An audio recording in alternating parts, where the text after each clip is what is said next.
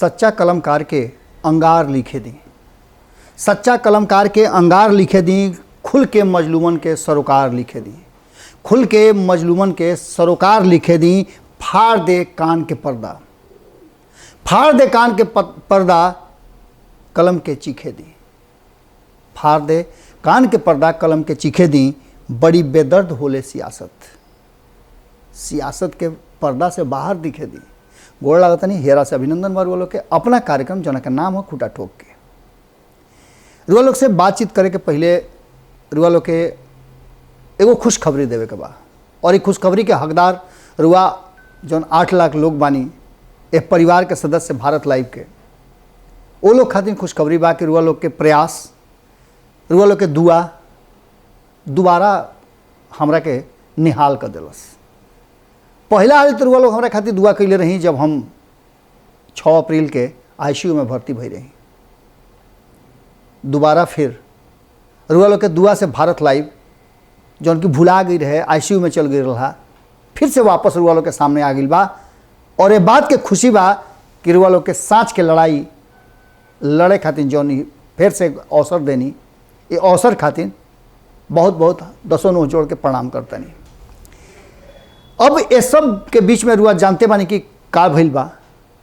खबर बतावे से पहले, विश्लेषण करे से पहले रुआ लोग से जब भारत लाइव हमनी से छिनाइल, घात भइल, तो ओकरा बाद हमनी के रुआ लोग से संबंध बनौला रखला के जौन ये हमनी के लड़ाई बा सांच और राजनीति के अलग अलग जगह से खोज खाज के ढूंढ ढांड के रुआ लोग तक खबर पहुंचावे के, ओकरा के जीवित रखे खातिर 2 गो चैनल बनौनी, या पंचनामा और खूटा ठोक के।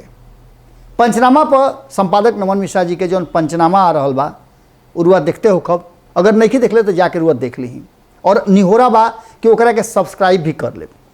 संगे संगे भारत लाइव जब ना रहल हा फ्रेम में, तो खूटा ठोक पर हुआ मैं खबर देखा तो कब संगे संगे खूटा ठोक भी। अब खूटा ठोक जौन बा उरुआ खूटा ठोक पर ही नजर आई। एकरा पीछे भी एगो बड़ा कारण बा कि भाषा के लेकर के जितना विवाद हो रहा बा, जितना भोजपुरी के लेकर के, मगही के लेके, मैथिली के लेके जितना भी बात कहल जा रहा बा, वो सब बात के जवाब देवे खातिर खूटा ठोक चैनल अब जीवित रही। और मैं भाषा के लोग से हमार निहोरा बा, आग्रह बा कि आई सब है अपना भाषा के बात जौन करे के बा वो करी सब है खूटा ठोक पे। हम तो खूटा ठोके खातिर राजनीतिक विश्लेषण के ई मंच हमेशा सजौले रखब। भारत लाइव पर बाकी के खबर आवत रही, लेकिन राउर खूटा ठोक के जौन बा वो खूटा ठोक पाई। रातों रात देखी, भोरे भोर देखी, पंचनामा देखी, सब थोड़ा थोड़ा अंश रुआ के जरूर नजर आई, लेकिन खूटा ठोक और पंचनामा ये दोनों अलग अलग चैनल पर हुआ नजर आई। चलिए आज के हम विषय पर हुआ के लेके आओ तनी। और आज एक बार फिर से बिहार जौन बा वो दोराहा पर आके खड़ा बा, जहां एक बार फिर से इतिहास रचे के तैयारी हो रहा बा। इतिहास बहुत हाली रचाइल, लेकिन नीतीश कुमार जी अपना कलम से 16 साल से बिहार के मुस्तकबिल और इतिहास रचतन। ओकरा में रउआ लोग के साथ बहुत जबरदस्त बा। बिहार के 13 करोड़ जनता नीतीश कुमार के लगातार मौका दे रहा बा। और नीतीश कुमार भी जब 2005 में अइले तो बहुत सारा वादा लेकर के, सोच लेकर के और एक नया परिवर्तन के राह लेकर के आई रहन। परिवर्तन ना भइल ऐसा ना रुआ कह सकीले, लगातार परिवर्तन भइल। जौन कारण रहे, जोना हेतु रहे, जोना सोच के साथ रुआ नीतीश कुमार के हाथ में बिहार सौंप ले रही, ओकरा के पूरा करे में लगभग सफलता के मार्ग पर निकल चल रहा। लेकिन अचानक से एक बार फिर से इतिहास के पन्ना पर फिर से सियाही फेरे के पड़ल और नीतीश कुमार जी 2013 में फिर से भारतीय जनता पार्टी से अलग हो गए, लेकिन इतिहास उनके हाथ में रहे और किताब भी उनके हाथ में रहे। भले ही जगह परिवर्तन हो गई, लोग बदल गए, लेकिन सब कुछ नीतीश जी के हाथ में रहे। और मुख्यमंत्री के रूप में नीतीश कुमार जी बिहार के मुस्तकबिल लिखे खातिर एक बार फिर से आगे बढ़ गई रहन। बिना शर्त के कांग्रेस और लालू प्रसाद के पार्टी राष्ट्रीय जनता दल उनका के समर्थन कैलस और सरकार चले लागल। लेकिन ये बीच में 2014 के चुनाव आई और फिर खाली इतिहास लिखे के जरूरत पड़ल। इतिहास नीतीश कुमार जी के हाथ में कलम रहे और लिख दिले कि जीतन राम मांझी दलित समाज से आवे वाला एक नेता ये बिहार के अब चलाई, यानी कि मुस्तकबिल नीतीश कुमार सौंप दिले जीतन राम मांझी के पास। लेकिन बिहार के लोग के और खास करके बिहार के आवाम के साथ साथ वो राजनीतिक लोग के ये बात लंबा समय तक बर्दाश्त ना भइल कि नीतीश कुमार के हाथ से बिहार निकलो। जीतन राम मांझी खराब काम कैले, अच्छा काम कैले, एक विवेचना के अलग विषय हो सकेला, लेकिन खाली फिर से इतिहास लिखाइल और नीतीश कुमार जी इतिहास बदल ले। जीतन राम मांझी सत्ता से बेदखल भइले और नीतीश कुमार जी पुनः सत्ता पर स्थापित होकर के बिहार के मुस्तकबिल अपना हाथ में ले। इस बीच में 2015 के चुनाव आयल और नीतीश कुमार जी फिर से इतिहास लिख ले कि एनडीए के जगह पर, एनडीए के टक्कर में महागठबंधन के निर्माण भइल और 3 दल मिल करके महागठबंधन में भारतीय जनता पार्टी के जो सबसे मजबूत वक्त रहे, सबसे ज़्यादा ओकर लहकल रहे, तौना घड़ी पानी डाल के पझा दिले और बिहार में मुंह के मुकुरिए गिरे के पड़ल भारतीय जनता पार्टी के। सारा तैयारी धैल के धैले रह गई, पर पटाखा मर मिठाई जितना रहे सब तमा गई और नीतीश कुमार जी फिर से खाली इतिहास रचले और बिहार के मुख्यमंत्री बनले। इस समय मुख्यमंत्री बनले जरूर, लेकिन नीतीश कुमार जी के एजा से क्लास अब दोसर होके लागल। नंबर 1 क्लास पर रहे वाला नीतीश कुमार जी नंबर 2 पर आ गई रहन। यानी कि महागठबंधन में चुनाव भइल और जब चुनाव के परिणाम आए तो नीतीश कुमार जी 2 नंबर के पार्टी बन गई रहन 1 नंबर से। कारण कि 2010 में वो 1 नंबर के पार्टी रहन और बिहार के जनता उनका के ओड़ी भर भर के, खांची भर भर के वोट दिले रहे। हालांकि वोट तो 2015 में भी दिले रहे, लेकिन सामूहिक रूप से जो वोट आई ओकरा में लालू प्रसाद बाजी मार ले। इतिहास फिर से रचाई और नीतीश कुमार के लालू प्रसाद के अधिक सीट रहला के बावजूद मुख्यमंत्री बनावे के पड़ल, यानी कि स्वीकार करे के पड़ल कि बिना नीतीश कुमार के बिहार चलावल मुश्किल बा।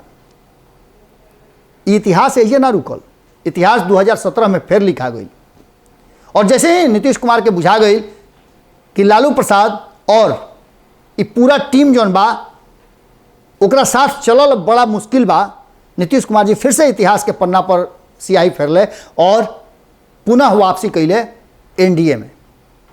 हालांकि बहुत कठिन सोच रहे और एक कठिन सोच के साथ कहीं ना कहीं नीतीश कुमार खातिर मुश्किल वक्त भी रहे। कारण कि वो जानत रहन कि वापसी बड़ा मुश्किल हुई और वजह सर्वाइव करे में भी कठिनाई हुई। दूसर का तरफ बिहार के जनता पर से भी डर रहे कि कहीं ऐसा तो ना कि जौन बिहार के जनता वोट दिले रहे महागठबंधन खातिर और हम वापस जा रहा बानी एनडीए में, तो एकर हमरा दंश झेले के पड़ी। बिल्कुल झेले के पड़ल। 2020 के चुनाव में नीतीश कुमार जी के कहीं ना कहीं उदंश झेले के पड़ल और एंटी इनकम्बेंसी के और खास करके लालू प्रसाद के अनुपस्थिति में तेजस्वी यादव के साथ उनका भिड़े के पड़ल। वो बच्चा के साथ भिड़े के पड़ल जेकरा के राजनीतिक के ककहरा अपन अंगुरी पकड़ करके सत्ता में ले आकर के सिखौले रहन। लेकिन वक्त था, राजनीति था और वक्त हमेशा अपना चाल से चलेला। रुआ इतिहास लिख सकिले, लेकिन वक्त आपन कहानी अपने कहेला। वक्त ना केहू के रोकले रुकल बा और ना केहू के कहला से आगे बढ़ल बा। नीतीश कुमार जी खातिर कठिन समय जरूर रहे, लेकिन फिर से सत्ता में 2020 में भी स्थापित हो गए और एजे से कहानी एक नया लिखाए लागल। कलम नीतीश कुमार जी के हाथ में रहे, लेकिन किताब केहू लेके अलग चल गई रहे। ऐसे इतिहास लिखे में नीतीश कुमार जी के मुश्किल होता रहा। ये पूरे इतिहास में कहीं ना कहीं भारतीय जनता पार्टी डोमिनेट करे लागल और नीतीश कुमार जी के बुझा गई। ये चलते वो सरकार से ज़्यादा संगठन पर भरोसा करे लगले और संगठन के विस्तार में वो लाग गई रहन।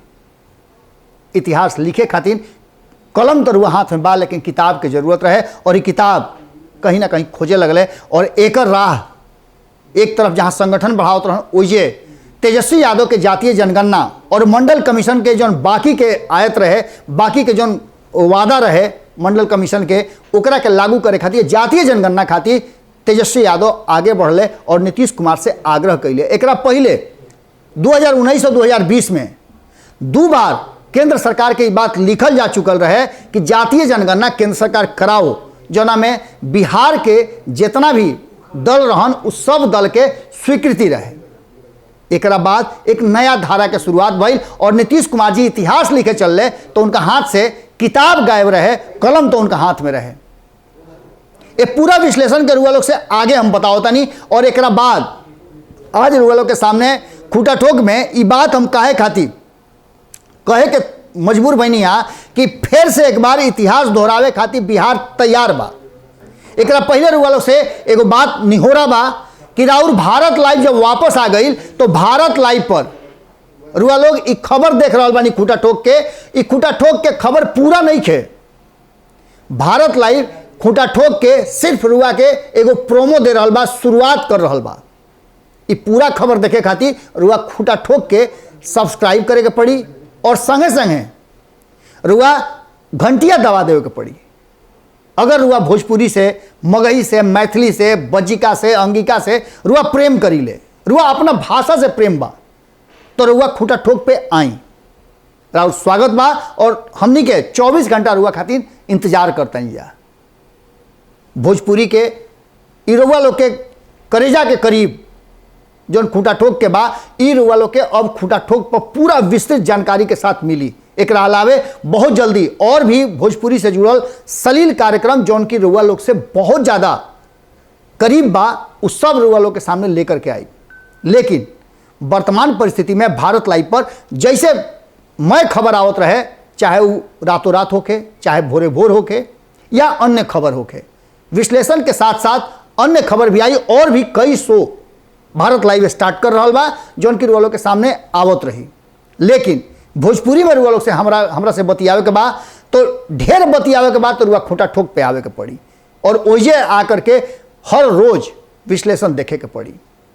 आगे अब हम खबर बताओ तनी कि आज के खबर जौन की बिहार के इतिहास रचे खातिर बिहार तैयार बा, एकरा विषय में रुआ सुन ले कब कि जातीय जनगणना के लेकर के बहुत कुछ मचल बा हड़होड़। ये हड़होड़ में कहीं ना कहीं नीतीश कुमार जी के नीचा दिखावे के कहीं या फिर उनकर बात ना माने के भारतीय जनता पार्टी के जौन मन मिजाज बा उस साफ झलके लागल। लेकिन एकरों में पेंच बा। महाराष्ट्र में रुआ पता बा कि महाराष्ट्र सरकार याचिका दाखिल कैले रहे कि जातीय जनगणना होखे के चाहिए।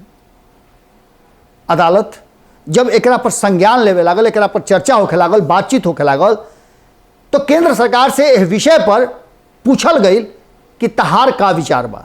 केंद्र सरकार स्पष्ट तरीका से कह दिलस कि जातीय जनगणना हमरा नइखे करवावे के।